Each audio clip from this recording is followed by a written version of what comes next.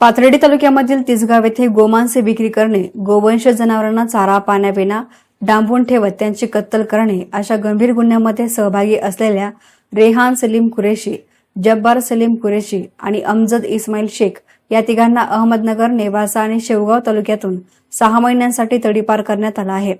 पाथर्डी पोलिसात दाखल असलेल्या विविध गुन्ह्यांमध्ये या तिघांविरुद्ध महाराष्ट्र प्राणी संरक्षण अधिनियम, भारतीय न्याय संहिता व इतर संबंधित कायद्यानुसार कारवाई करण्यात आली होती।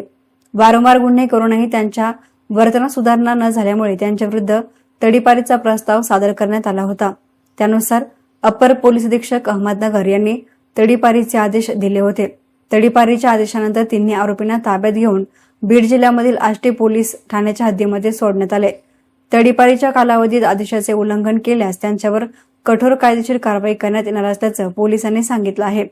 तरी संपूर्ण कारवाई पोलीस अधीक्षक अहमदनगर मुमक्का सुदर्शन, अप्पर पोलीस अधीक्षक केशव कलसुमे, उपविभागीय पोलीस अधिकारी नीरज राजगुरू आणि पोलीस निरीक्षक आनंद कोकाटे व पाथर्डी पोलीस ठाण्याचे अधिकारी आणि कर्मचाऱ्यांनी केले आहे।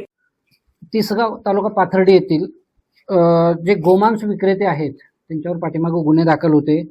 त्याच्यामध्ये विशेषतः रेहान कुरेशी, जवाद शेख, अमजद शेख अशा तिघांवर माननीय पोलीस अधीक्षक अहिल्यानगर मुमक्का सुदर्शन सर यांनी जो प्रस्ताव पाथर्डी पोलीस स्टेशनला पाठवला टोळीचा मुंबई पोलीस कायदा कलम 55 नुसार त्यानुसार त्यांच्यावर हद्दपारीची पाथर्डी तालुक्यातून कारवाई करण्यात आलेली आहे। त्यांना 6 महिन्यासाठी पाथर्डीच्या आजूबाजूचे नेवासा आहे तालुके आहेत इथून त्यांना 6 महिन्याकरता हद्दपार केलेला आहे। त्यांचा आजच आदेश आलेला आहे। त्यांच्यावर आदेशाची अंमलबजावणी करून त्यांना स्टाफसह इथं ते सांगतील त्या ठिकाणी म्हणजे जवळपास अंबुरा या ठिकाणी त्यांना सोडण्याची कारवाई आम्ही करत आहोत।